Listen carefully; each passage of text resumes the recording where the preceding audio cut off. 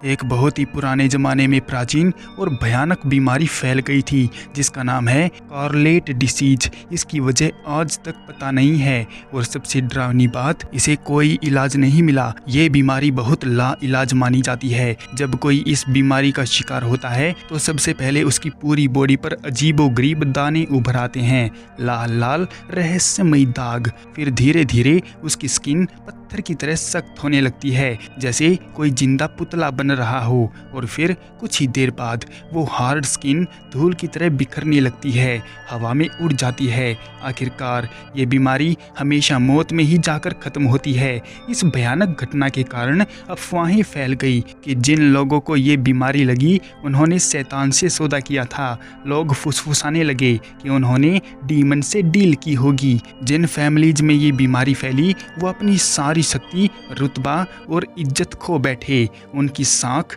धूल में मिल गई, उनकी पहचान लगभग मिट्टी में समा गई। चाहे कोई भी डची कितनी भी शक्तिशाली क्यों ना हो, ये बीमारी किसी को नहीं छोड़ती। ये बिना किसी भेदभाव के उन पर हमला करती है। जैसे अमीर, गरीब, शक्तिशाली या फिर कमज़ोर, सभी को ये अपना निशाना बनाती है। और अब उस लड़की की कहानी को देखते हैं जिसे इस खेल में मजबूरन शामिल किया गया। बारिश की आवाज़ में एक साधारण अनाथ लड़की को एक दिन अचानक ड्यूक नाम के आदमी की बेटी बना दिया गया। उसके हरे बाल और सुनहरी लाल आंखें बिल्कुल मरी हुई लड़की करीना बिफ्टा जैसी थी, इसीलिए उसको चुना गया लड़की करीना की जगह लेने के लिए। ड्यूक ने उससे कहा था कि अगर तुम मेरी बेटी का रोल अच्छे से निभा सको तो तुम जो चाहोगी वो तुमको मिल जाएगा। जिसके पास कुछ भी नहीं था उसे अचानक एक मौका मिल गया था, एक नई जिंदगी बनाने का, एक नई पहचान बनाने का। भले ही उसके सौतेले भाई बहन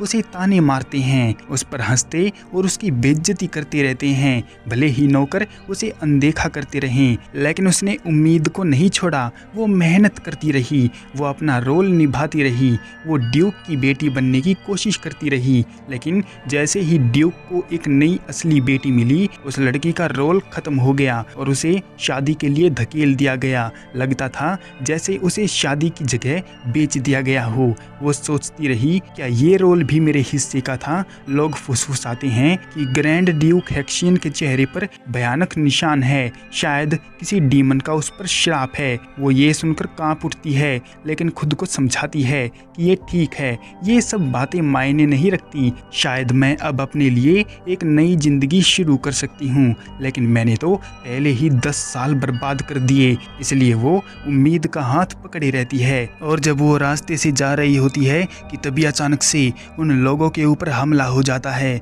और उनकी गाड़ी का पहिया टूटकर गिर जाता है और उनकी गाड़ी तबाह हो जाती है। इन सब में लड़की के चेहरे पर चोट लग जाती है और वो बेहोश हो जाती है।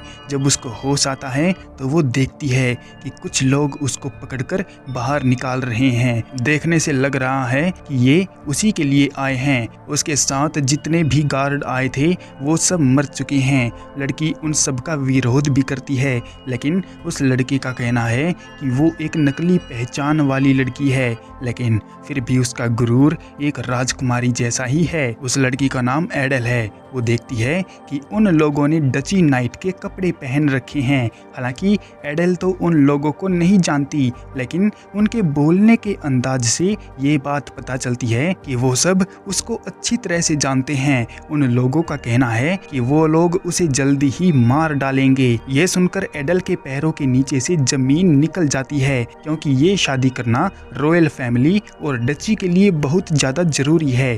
क्या हो गया अगर ड्यूक को दूसरी बेटी मिल गई, लेकिन फिर भी वो उनके काम की है। लेकिन वो लोग उसकी एक भी बात नहीं सुनते और अपनी तलवार उठा लेते हैं उसको मारने के लिए।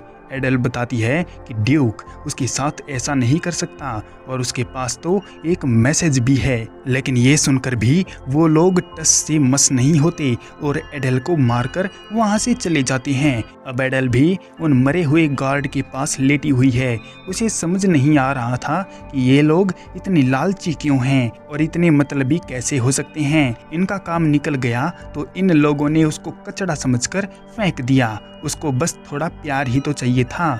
एडल चाहती है कि सब कुछ उसको वापस मिल जाए, प्यार, अफेक्शन और केयर, वो सब कुछ चाहती है। लेकिन अब क्या हो सकता है, उसको तो मार दिया गया है। और तभी उसके कानों में किसी की आवाज़ पड़ती है और वो आवाज़ उसको बताती है कि एडेल जो भी चाहती है उसको मिलेगा।